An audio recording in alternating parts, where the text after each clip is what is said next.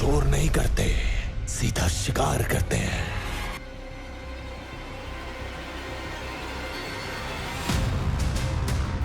विकी कौशल की film Chhaava cinema घरों में जबरदस्त धूम मचा रही है और बॉक्स ऑफिस पर 150 करोड़ से भी ज्यादा का आंकड़ा पार कर चुकी है। इस फिल्म में दिखाया गया है कि कैसे मुगल शासक औरंगजेब ने छत्रपति संभाजी महाराज को दर्दनाक मौत दी थी, लेकिन इतिहास का एक कड़वा सच ये भी है कि संभाजी महाराज की मौत के लिए सिर्फ औरंगजेब जिम्मेदार नहीं था।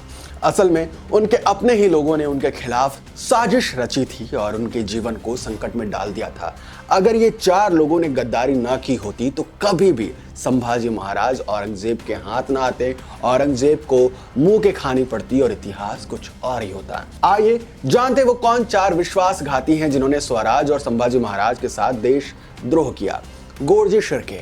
अपने ही परिवार का दगाबाज गोरजी शिर्के छत्रपति संभाजी महाराज के साले थे और महारानी येसुबाई के भाई थे और संभाजी महाराज की बहन राजकुंवर साहेब के पति थी। लेकिन खून के रिश्ते भी उनके वतनदारी की लालसा के सामने फीके पड़ गए। गोरजी शिर्के चाहते थे कि उन्हें उनके इलाके में विशेष अधिकार मिले, लेकिन जब संभाजी महाराज ने उनकी ये मांग को ठुकरा दी तो उन्होंने सीधे मुगलों से हाथ मिला लिया।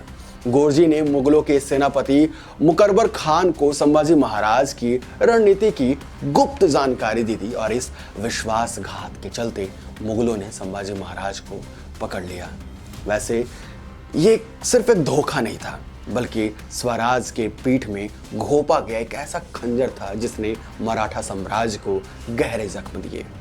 दूसरा, कान्होजी शिर्के। सत्ता के लिए अपनों से गद्दारी। कान्होजी शिर्के गणेश शिर्के के भाई थे और येसुबाई के सगे भाई थे। वो भी गणेश जी की तरह अपने निजी स्वार्थ के कारण स्वराज से ज्यादा अपनी जमींदारी को महत्व देते थे। शिर्के परिवार कोड़ंग के श्रृंगारपुर दभोल इलाके में रहते थे और चाहते थे कि उन्हें इन क्षेत्रों का उत्तराधिकारी घोषित कर दिया जाए, लेकिन छत्रपति शिवाजी महाराज और उनके पुत्र संभाजी महाराज दोनों ही स्वराज को जनता का राज मानते थे और वतनदारी के अवधारणा को नकारा करते थे। शिवाजी महाराज के निधन के बाद शिर्के भाइयों ने संभाजी महाराज को मनाने की कोशिश की, लेकिन जब उनकी कोशिशें नाकाम हो गई तो उन्होंने मुगलों से हाथ मिला लिया।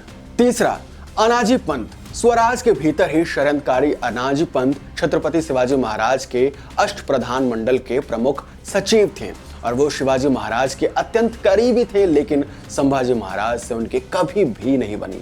शिवाजी महाराज के निधन के बाद अनाजी पंत ने पूरी कोशिश की कि संभाजी महाराज गद्दी पर न बैठ सके। जब वो अपने मंसूबों में असफल रहे तो उन्होंने बड़ा विश्वासघात किया। उन्होंने मुगल बादशाह औरंगजेब के विद्रोही बेटे अकबर को पत्र लिखा, जिसमें उन्होंने अकबर से हाथ मिलाने की पेशकश की और सुझाव दिया कि संभाजी महाराज को हटाकर अकबर को गद्दी पर बैठा दिया जाए। जब संभाजी महाराज को अनाजी पंत के इस गद्दारी के बारे में पता चला तो उन्होंने तत्काल उन्हें सजा देने का फैसला किया। अनाजी पंत को हाथी के पैर तले कुचलकर मौत के घाट उतार दिया गया। चौथा, सोयराबाई। सत्ता के लिए ममता का सौदा। सोयराबाई छत्रपति शिवाजी महाराज की पत्नी और छत्रपति संभाजी महाराज की सौतेली मां थी। वो चाहती थी कि उनके बेटे राजाराम महाराज को संभाजी महाराज के बजाय स्वराज की गद्दी मिले। अपनी इस महत्वाकांक्षा को पूरी करने के लिए उन्होंने संभाजी महाराज के विरोधियों के साथ हाथ मिला लिया था। वो अनाजी पंत के साथ मिली हुई थी और कई बार उन्होंने संभाजी महाराज को खत्म करने की कोशिश भी की। हालांकि वो अपने षड्यंत्र में पूरी तरीके से सफल नहीं हो सकी, लेकिन उनकी साजिशों ने स्वराज को अंदर से कमजोर कर दिया था।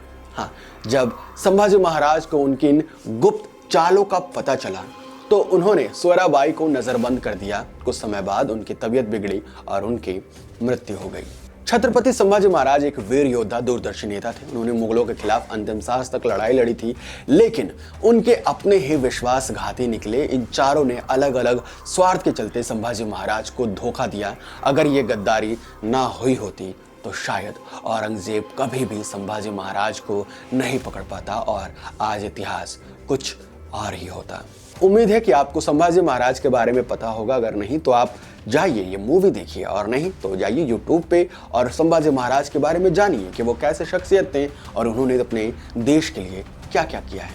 मिलते हैं आपसे अगले वीडियो में।